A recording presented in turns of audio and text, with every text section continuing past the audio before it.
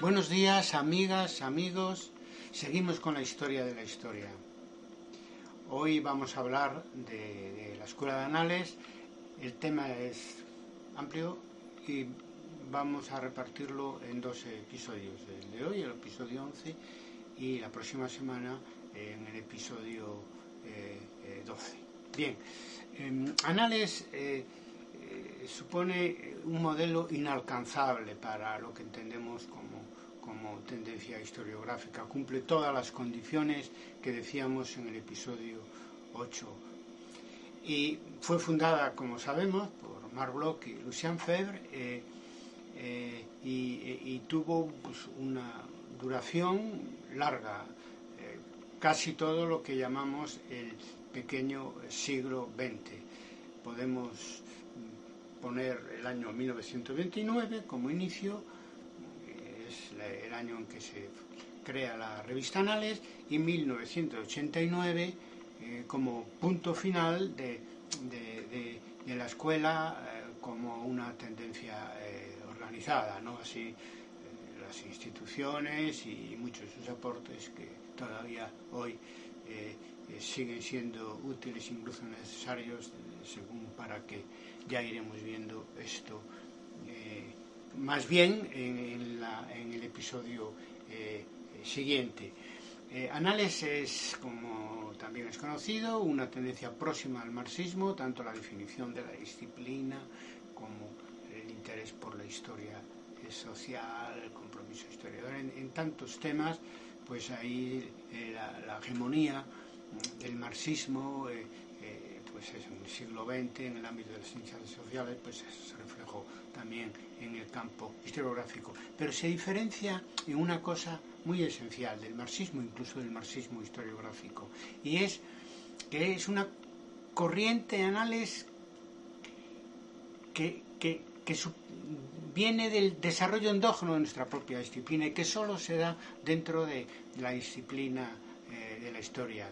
Eso yo creo que es muy importante tenerlo en cuenta. Naturalmente nace y se desarrolla Anales pues según los diferentes contextos históricos y también disciplinares o intelectuales o académicos de cada momento, a lo que haremos referencia cuando hablemos de los diferentes anales con los que nos podemos encontrar a lo largo de un periodo tan prolongado como son esos 60 años de vigencia de Anales como corriente historiográfica. En España, la mayor influencia de Anales se dio en el área de historia medieval y también en el área de historia moderna, en parte porque los dirigentes de las diferentes fases o periodos de los Anales fueron medievalistas y modernistas. Por lo tanto, hubo menos influencia de Anales en el área de historia antigua, de historia contemporánea, una pena, porque eso también limitó la renovación para esas áreas académicas. Pero bueno, de todas maneras, hubo más influencia, sobre todo en el caso de contemporánea, por ejemplo, del marxismo, que también cumplió su objetivo de superar el viejo paradigma positivista, ¿no? Anales surge, ya lo hemos visto en el episodio 10, surge de la crítica al positivismo. No vamos a insistir, ya hemos tratado en el episodio anterior este tema, y aquí nos vamos a referir a Anales en positivo, es decir, ver qué aportes ofrece a la manera de escribir y de entender la historia como profesión. Solo vamos a enumerar esos aportes. Es probable que en capítulos posteriores dediquemos más atención, incluso atención monográfica, a algunos de ellos, ¿no? Estos aportes, junto con los que proporcionará también el marxismo, en algunos casos coincidente con el listado que vamos a hacer ahora, coincidentes, pues son los que nos dan entrada a nuestra disciplina al positivismo. Anales fue fundamental para obviamente, para lo que hemos llamado la revolución historiográfica del siglo XX. Por lo tanto, es muy importante, si queremos hacer una historiografía, al menos de tendencias, saber esto, ¿no? A la hora de ver los aportes vamos a hablar de, pues eso, de nuevos temas, de nuevos enfoques, de nuevos problemas, de nuevos compromisos. En los nuevos temas, eso es lo más conocido, Annales anima, más allá de la historia política clásica, el positivismo, 3 especialidades nuevas: historia social, historia económica, historia de las mentalidades. En el caso de los enfoques, pues aporta la interdisciplinariedad, la historia total, la historia cuantitativa por influencia del neopositivismo, el trabajar en un ámbito regional, lo que ellos llamaban las monografías regionales. Hasta ese momento se trabajaba fundamentalmente en el ámbito nacional por parte del positivismo, también a nivel local, pero ellos desarrollaron el concepto de región dentro de los estados, etcétera, y de ahí salieron importantes monografías de historia económico-social, como bien sabemos.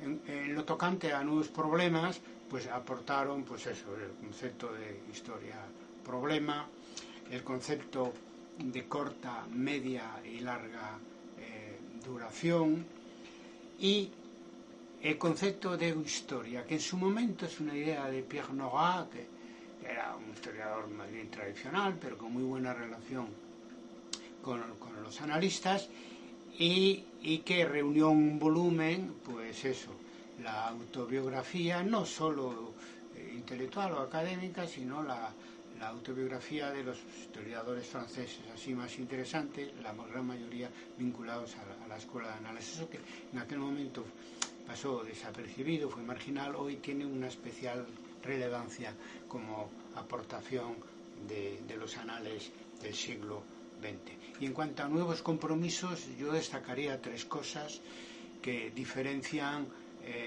la idea de compromiso que tenía Annales de la idea de compromiso que tenía Ranke, aunque él se la guardaba para sí mismo, la aplicaba y no lo reconocía públicamente, a diferencia de Análisis y en general de todas las corrientes intelectuales, académicas e historiográficas que ha habido, ¿no?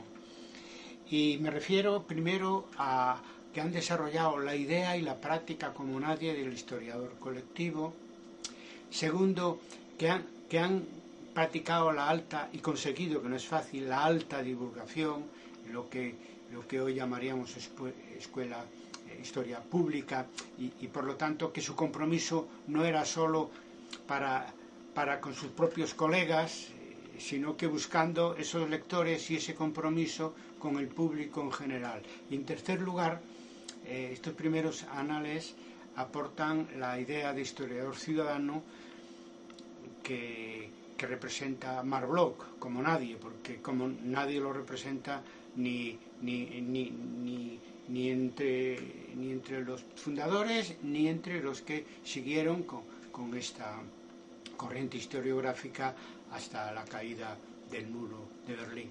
Me refiero al Marc Bloch judío perseguido por los nazis, al Marc Bloch que entra en la resistencia un poco sí, por iniciativa de sus discípulos, siguiendo a sus hijos, al Marc Bloch que fue el líder de la resistencia en la ciudad de Lyon y que es torturado y asesinado por los alemanes en 1944.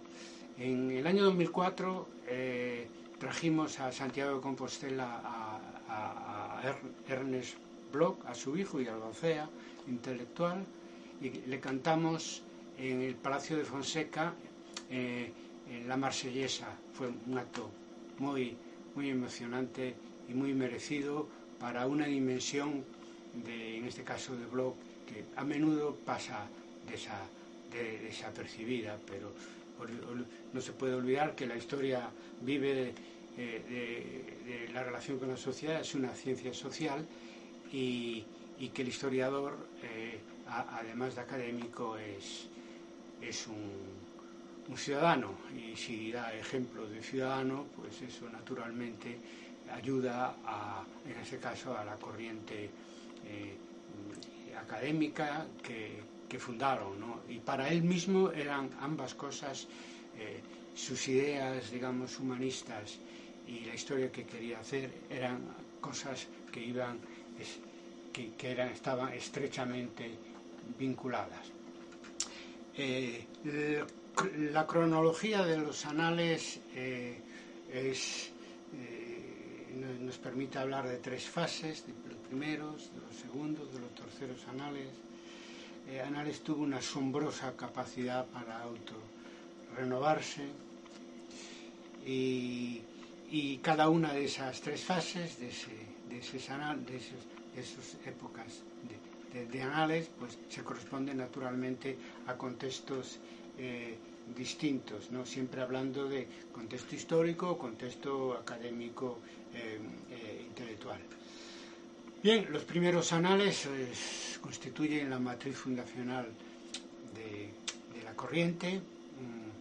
Está protagonizada por Marc Bloch y Lucien Febvre, y podemos situar su vigencia entre el año 1929 y 1956, que es cuando muere Lucien Febvre, 12 años después de su amigo y compañero Marc Bloch. Fundan los anales en 1929 en Estrasburgo, en la Universidad de Estrasburgo. Estrasburgo estaba en un territorio que disputaban Alemania y Francia. Después de la Gran Guerra pasa a ser territorio francés y estaba en la frontera. A nadie quería ir allí. Bloch y Febvre eran jóvenes, habían sido oficiales ejemplares también y valientes durante la Primera Guerra Mundial, y bueno, fueron a donde no quería ir nadie. Como todo el mundo sabe, que en la universidad se empieza siempre desde abajo, en este caso desde la periferia. Siempre me llamó mucho la atención, aunque pertenece, digamos, a la pequeña historia de la historiografía y de la Escuela de Anales, que se reunían en Estrasburgo los sábados, ellos dos, ¿no?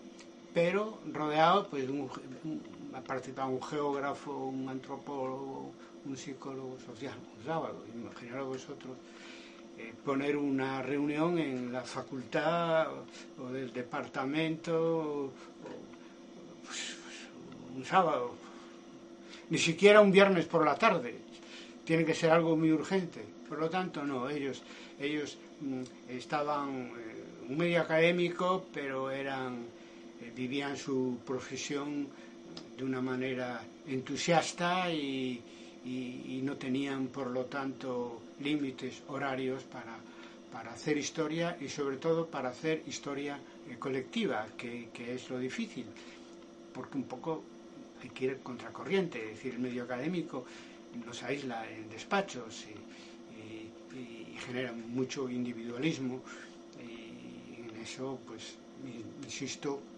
Anales es también ejemplar, ¿no?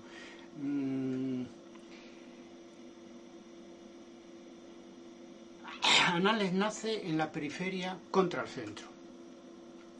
El centro era París y la Sorbona. La Sorbona era, digamos, el templo del positivismo en nuestro campo académico, y ellos dirigían todas sus críticas allí a Langlois, Señor, etc. Con el paso de los años acabarán entrando en la Sorbona y también en las grandes escuelas. Pero lo admirable de Bloch y Febvre, bueno, Febvre tuvo más oportunidad, Bloch no, porque murió más joven, ¿no? Pero ambos tuvieron esa posibilidad de entrar en la Sorbona, en las grandes escuelas, el Collège de France y otros. Pero nunca pararon, es decir, nunca dejaron de innovar, o sea, siempre pusieron, digamos, el amor a la disciplina y a su innovación y a su utilidad social por delante de su carrera académica. Le importaba más la carrera historiográfica que la carrera académica. También en eso fueron modélicos los fundadores de Anales, ¿no? El contexto de los primeros Anales pues, es el periodo de entreguerras, en unos años en que la economía emerge como disciplina académica y apoyada por los gobiernos, porque en el año 29 es la gran crisis y los gobiernos pues tuvieron que intentar en la reconstrucción después de la Primera Guerra Mundial, que no pudieron tanto, pero sí que se hizo en mayor medida después de la Segunda Guerra Mundial. Vinieron los 30 años gloriosos de desarrollo económico, en fin, que de alguna manera la emergencia de la economía como disciplina académica influyó en los fundadores de Anales, y que siempre tuvieron la ambición de hacer una historia total, pero Anales se especializó de una manera muy temprana como los Anales de Historia Económica y Social, que es lo que consta desde sus comienzos en el título de la revista. Después se amplió ese título, etcétera, pero así nació los Anales, dedicados a la historia económica social, ¿no? Es muy importante también, algo ya mencioné, que como en estos primeros Anales crean instituciones, la revista en primer lugar, después la Escuela de Altos Estudios en Ciencias Sociales, que nace en 1975, pero en realidad es el desarrollo de la sección de Ciencias Sociales que Lucien Febvre crea en 1947 en l'École pratique d'Hautes Études. Posteriormente se creará también la Maison des Sciences de l'Homme, que está en el mismo edificio de l'École, en la rue Raspail de París. En fin, para terminar, concluyo diciendo que la clave del éxito de los primeros Anales y de los que le siguieron fue siempre la interdisciplinariedad. Es decir, ellos fueron capaces, primero, de asumir de otras corrientes historiográficas nuevas, como el marxismo y el neopositivismo, cosas, ¿no? Y aportarle también a esas corrientes, por parte de Anales, pues sus propias ideas sobre cómo renovar la historia. Pero no solo lo hicieron al interior de nuestra disciplina académica, sino también, y fueron muy conocidos por eso, y fue muy innovador y muy fructífero para el mantenimiento a lo largo de tantos años de la Escuela de Anales. También lo hicieron con las otras ciencias sociales. La cooperación fue permanente, primero con la economía, con la sociología, con la antropología, con la psicología, etcétera, y ahí reside el secreto de la vigencia tan prolongada de Anales como escuela académica renovadora. Bien, los segundos Anales tienen como referente a Fernand Braudel, se desarrollan entre los años 1956 y 1968, son los años que preceden al Mayo francés de 1968, que tendrá una gran importancia en la evolución de la escuela, como veremos en el próximo episodio, ¿no?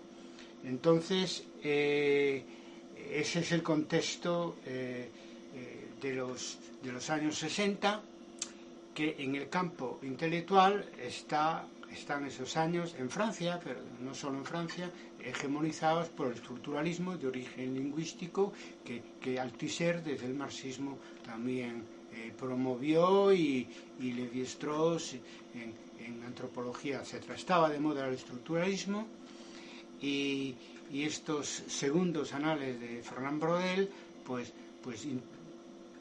siguen trabajando sobre historia económica y social, como en la época de Bloch y de Febvre, pero introducen la historia estructural, también el concepto de larga duración, y